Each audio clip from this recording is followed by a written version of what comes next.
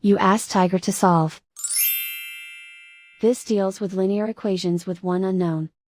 The final result is x equals 5. Let's solve it step by step.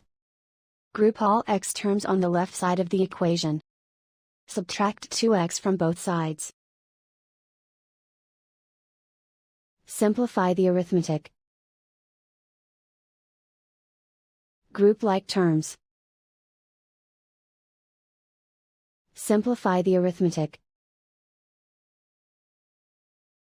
Isolate the x.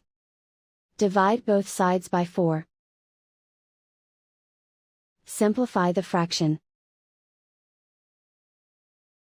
Find the greatest common factor of the numerator and denominator. Factor out and cancel the greatest common factor. And so the final result is x equals 5.